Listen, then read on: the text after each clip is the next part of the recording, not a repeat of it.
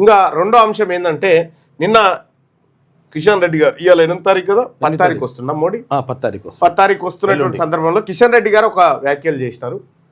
ఏమనంటే తెలంగాణలో కూడా డబుల్ ఇంజన్ సార్. ఈ ఇంజన్లు ఏంటివో నాకు అర్థం కాలేదు. ఏం పాడు ఈ ఇంజన్లు ఏంటి?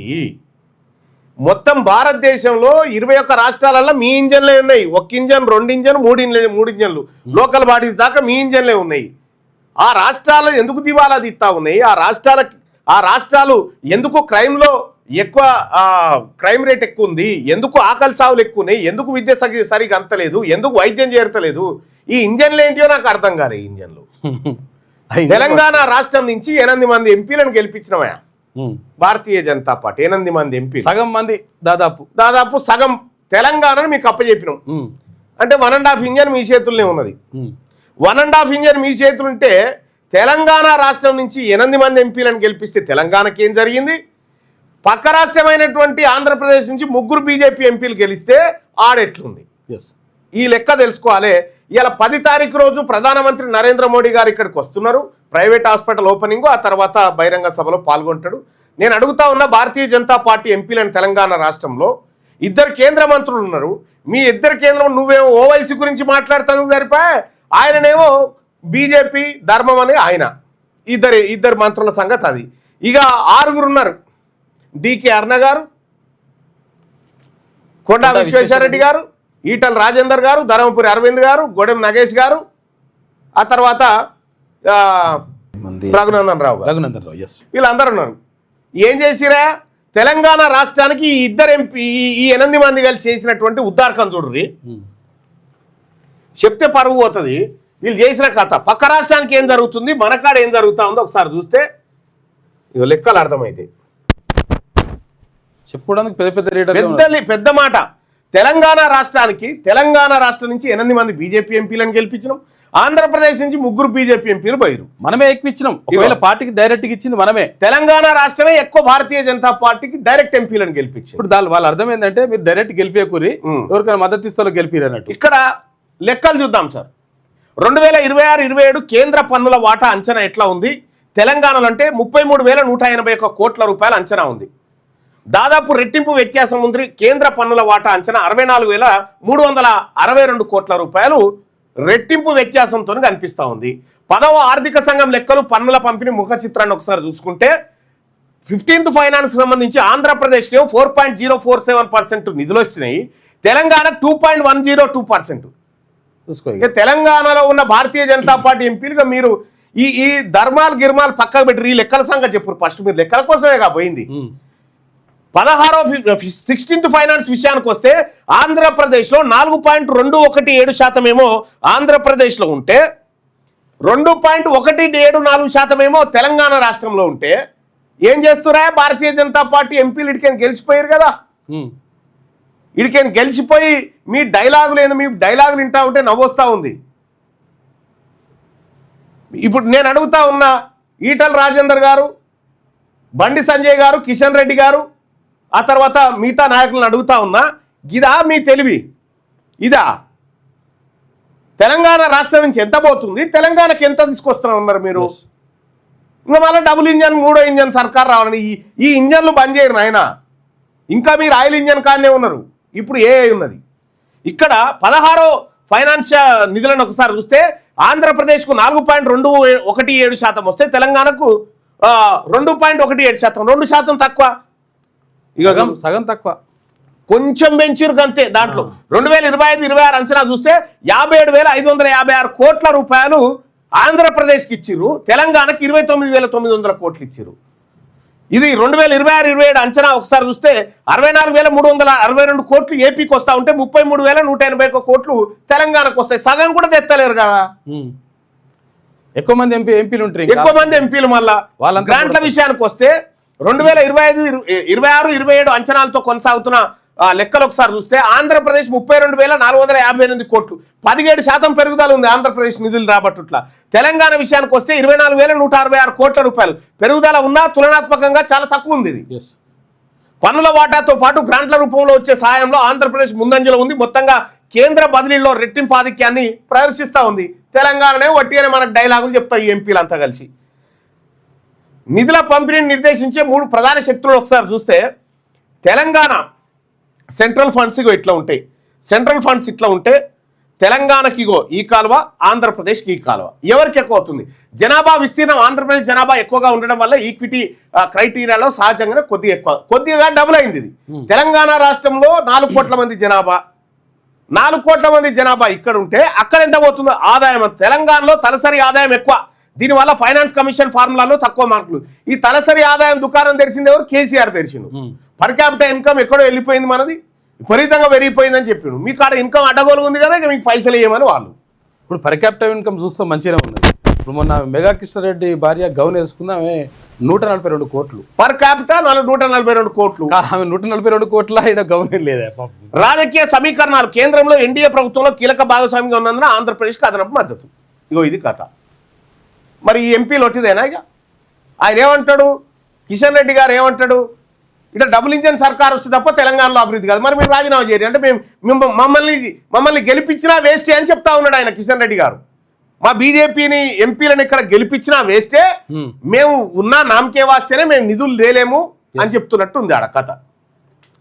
ఇక్కడ ఇక చూడ్రి, సొంత రెవెన్యూ మీద అధిక తలసరి ఆదాయం. తెలంగాణ ఆర్థికంగా బలంగా ఉండడం, జీడిపి కాంట్రిబ్యూషన్ ఎక్కువగా ఉండడం వల్ల కేంద్ర ఫార్ములా ప్రకారం అవసరం తక్కువ అని పరిగణించబడుతుంది. మనోళ్ళు ఏతులు చెప్పుడు తోటి తెలంగాణ రాష్ట్ర కేసీఆర్ ఏమన్నాడు, కాళేశ్వరం అప్పు ఎప్పుడో తేరిపోయింది అన్నాడు. అట్లా నా బిడ్డ తేరిపోయింది కదా, మీకు పైసలు వద్దని వాళ్ళేమో ఈ కథ పెట్టి ఎత్తుకపోతా ఉన్నారు.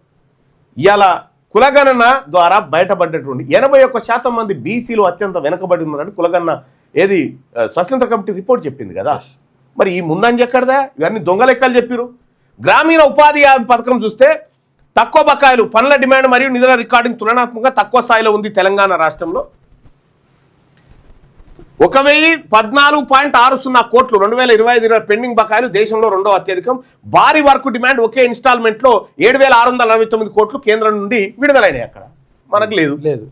ఇవి అడగరు వీళ్ళు ఇక్కడ ఈ ఎంపీలను చూస్తే నాకు చదువుకుర్రా లేదా, మీకు ఏమైనా సబ్జెక్ట్ వస్తుందా, ఏం చేస్తూ ఉన్నారు ఈ తెలంగాణ ఇట్లా అవుతుంటే.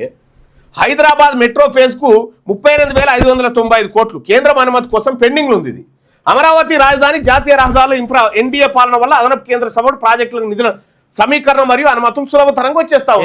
తీసుకొని పోతున్నారు వాళ్ళు. రైల్వే కేటాయింపులు ట్రాక్ పై ఉన్నది ఎవరు? ఆంధ్రప్రదేశ్కు 10,134 కోట్ల రూపాయలు కేంద్రం మద్దతు ఇచ్చింది ఇప్పుడు రైల్వే ట్రాక్ల కోసం. తెలంగాణకి 5,454 కోట్లు, సగానికి సగం వ్యత్యాసం ఉంది. మన ఎంపీలకి మాట్లాడరేమా ఈ భారతీయ జనతా పార్టీ ఎంపీలు? అసలు తెలుసా మీకు ఇది ఒకటి ఉంటుందని? ఇగో విభజన హామీలు ఇతర పథకాల విషయానికి వస్తే backward region grant fund BRGF వంటి నిధులు విడుదలలో కొనసాగుతున్న సవాళ్లు. ఈ నిధులు విడుదల చేయడానికి ఇబ్బంది పడుతుంది. ఆంధ్రప్రదేశ్లో రెవెన్యూ డెఫిషియన్ కాంపెన్సేషన్స్ కింద గతంలో 1,000 కోట్లు 10,460 కోట్లు మంజూరైంది. సెంట్రల్ స్పాన్సర్ స్కీమ్లో సిసిఎస్ మెరుగైన విడుదల అక్కడనే ఈజీగా విడుదల. మరి ఈ ఎంపీలు గివి చెప్పారేమా, గివి తీసుకురారేమా? 8 మంది ఎంపీలు పరమానంద శిష్యులకు ఒకటి తక్కువ ఉన్నట్టుగా అయిపోయింది పరిస్థితి. ఇవాళ నన్ను కలుపురి. 2 రాష్ట్రాల వాదనలు ఎవరి న్యాయం వారిది.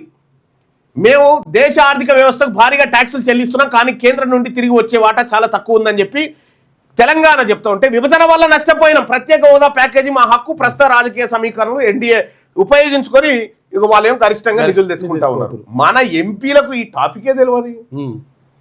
భారత సమైక్య వ్యవస్థలో ఆర్థిక వైరుధ్యం ఒక సమగ్ర అవగాహన చూసుకుంటే సొంత పనుల రాబడి అత్యధికం, కేంద్ర పనుల వాటా తక్కువ ఉంది. మన తాన కేంద్ర మద్దతు అధిక జనాభా అవసరాలు, కేంద్ర నిధుల వాటా అత్యధికంగా ఉంది.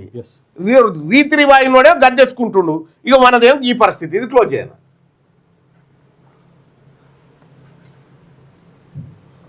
కనీసం మా ఇజ్జత్ పోతుందని చెప్పేసి వాడు అడగాలి కదా, అవి కూడా లేదు. సోయి తెలంగాణ ఫైనాన్స్ పనుల వాటా, గ్రాంట్లు మరియు సమైక్య వ్యవస్థలోనే అసలు కథ ఒకసారి చూద్దాం. ఇగో అసలు వివాదం ఏంటి, ఆరోపణలు మరియు సమర్థనలు ఏంటి ఒకసారి చూస్తే, రాష్ట్రం ఆరోపణ ఏంటంటే మేము దేశానికి అత్యధిక ఆదాయం ఇస్తున్నాం, కానీ మాకు కేంద్రం నుండి వచ్చే వాటా చాలా తక్కువ ఉందని తెలంగాణ వాదిస్తోంది. నిధులు నిలిచిపోలేదు, క్రమం తప్పకుండా వస్తున్నాయని ఒక మాట చెప్తా ఉంది కేంద్రం అంతే. అత్యుత్తమ ఆర్థిక పనితీరు కనబరుస్తున్న దక్షిణాది రాష్ట్రాలు కేంద్ర పనుల పంపుల్లో శిక్షణ ఎక్కువ పైసలు కడుతున్నాం కాబట్టి తక్కువ గ్రాంట్లు మనకు.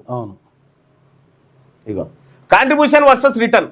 తెలంగాణ రాష్ట్రం 2018-19 నుండి 2024-25 మధ్య 4.60 లక్షల కోట్ల రూపాయలు పన్నుల రూపంలో కేంద్రానికి ఇస్తే కేంద్రం మనకి ఇచ్చింది 1.36 లక్షల కోట్లు, రాష్ట్రానికి తిరిగి ఇచ్చింది ఒక ఇది 1,36,000 కోట్లు. తెలంగాణ సొమ్ము కేంద్రం తింటుంది. మరి ఈ 8 మంది ఎంపీలు ఏం చేస్తా ఉన్నారు చెప్పురి? అరే మా ఇజ్జత్ పోతాడు పోయిన డైలాగులు, ఎత్తిప్రాసాల డైలాగులు కొట్టమంటే కొడతారు పట్టిగానే. ఎందుక పనికిరాని ఈ రాష్ట్రానికి అక్కెర్రాని డైలాగులు. పన్నుల వాటాలో కోత చూడండి, 14 నుండి 16 ఫైనాన్స్ కమిషన్ వరకు ఎంత కోత పడ్డదో చూడండి తెలంగాణకు. 2015-20 మధ్య 2.44% 14th ఫైనాన్స్ ఉంటే 2.10% భారీ కోత పడిపోయింది చూడండి. ఫైనాన్స్ కమిషన్ నిధులు పడిపోయినాయి. 16 కమిషన్లు కూడా అదే పరిస్థితి.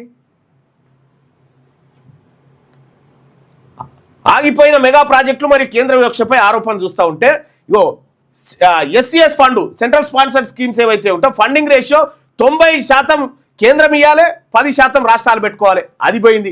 పెండింగ్ బకాయిలు 1,00,000 కోట్ల రూపాయల నిధులు పెండింగ్లో ఉన్నాయి. ఆ తర్వాత నిధుల కోసం ఎదురు చూస్తున్న కీలక ప్రాజెక్టులు హైదరాబాద్ మెట్రో ఫేజ్కు నిధులు కావాలి, రీజనల్ రింగ్ రోడ్కు నిధులు కావాలి, మూసీ నది ప్రక్షాళనకు నిధులు కావాలి. ఇవి ఏవి లేవు. దీని గురించి మన బీజేపీ ఎంపీలు ఆయారాం గయారాం అంతే, పోయినావో వచ్చినావు కథం. ఆయారాం గయారాం, ఐసా కైసా అంటే జై శ్రీరామ్. ఈ నిధుల సంగతి చెప్పండి. ఫైనాన్స్ కమిషన్ ఫార్ములా సమర్థతకు శిక్ష పడతా ఉంది. ఇగో అధిక తలసరి ఆదాయం చూపిస్తూ ఉంటే దెబ్బ ఎట్లా తాకుతుందో చూడ్రి. ఇవాళ మరి నరేంద్ర మోడీ గారి దగ్గర నేను 8 మంది ఎంపీలను రిక్వెస్ట్ చేస్తా ఉన్నా. భారతీయ జనతా పార్టీ ఎంపీలే కదా, భారతీయ జనతా పార్టీ ప్రభుత్వం ఉంది కదా, మీరు తెలంగాణకు 1,00,000 కోట్ల రూపాయల ప్యాకేజ్ తీసుకురాలి. మీరు మొనగాలు పొరిగా ఇక అప్పుడు డబుల్ ఇంజనా ట్రిపుల్ ఇంజనా ఆలోచిద్దాం. 1,00,000 కోట్ల రూపాయలు తీసుకొని రారి ప్రత్యేక ప్యాకేజ్ కింద ఈ సంవత్సరం. ఈ రకంగా ఇగో కేంద్ర నిధులపై ఆధారపడడం మనం గింతే. 78 నుంచి 88% సొంత ఆదాయ పనుల మీద మన కాళ్ళ మీద మనం బతుకుతా ఉన్నాం. గ్రామీణ స్థానిక సంస్థలకు రావాల్సినటువంటి 9,968 కోట్లు రావాలి. పట్టణ స్థానిక సంస్థల 11,548 కోట్లు, విపత్తు 2,774 కోట్లు. ఈ నిధులు చట్టబద్ధంగా వస్తాయి. అయితే ప్రాజెక్టు స్పెసిఫిక్ గ్రాంట్లు మాత్రమే కేంద్ర ప్రభుత్వ విచక్షణ మరియు ఆమోదాలపై ఆధారపడి ఉంటాయి. ఇగో మన సొమ్ము కేంద్రం తినుకుంటా, మన సొమ్ము కేంద్రం తింటా ఉంది. మన ఎంపీలేమో అడగరు. అడిగితే ఇంకో దుకాణం వాళ్ళది, ఇంకో సర్కార్ రావాలి, ఇంకో సర్కార్ వచ్చి లేదు కదా ఇప్పుడు, మరి ఇప్పుడు రాజీనామా చేయిస్తాం. కాబట్టి నేను ఒకటే చెప్తా ఉన్నా, ప్రధానమంత్రి నరేంద్ర మోడీ గారు వస్తూ ఉన్నారు. అసలు విభజన చట్టంలో ఇచ్చినటువంటి హామీలను, విభజన సమస్యలను పరిష్కారం చేస్తుందా చేయదా కేంద్ర ప్రభుత్వం తేల్చాలి. రెండో అంశం ఏంటంటే, ప్రధానమంత్రి నరేంద్ర మోడీ గారు ఇప్పుడు భారతీయ జనతా పార్టీకి సంబంధించినటువంటి ఎంపీలను 8 మందిని తెలంగాణ రాష్ట్రం ఇచ్చింది మీకు. ఇక్కడ ఉన్నటువంటి ఏపీఎలే ఈ ప్రాంతం ఇచ్చింది. మరి ఈ ప్రాంతం పైన మీ వివక్ష ఇట్లే ఉంటుందా? ఫైనాన్స్ కమిషన్ నిధులు మాకెందుకు తగ్గుతూ ఉన్నాయి? పక్కనున్నటువంటి ఏపీకి వాళ్ళకి పెంచుతూ ఉన్నారు, మాకేమో తగ్గిస్తూ ఉన్నారు. మరి తెలంగాణ రాష్ట్రం వెనుకబాటుకు గురవుతూ ఉంది. దీనిపైన ప్రధానమంత్రి గారు ఈ రాష్ట్ర ప్రజలకు వివరణ ఇవ్వాలి. ఈ తెలంగాణ రాష్ట్రం ఎక్కువ పన్నులు చెల్లిస్తున్న మాట వాస్తవం కాదా?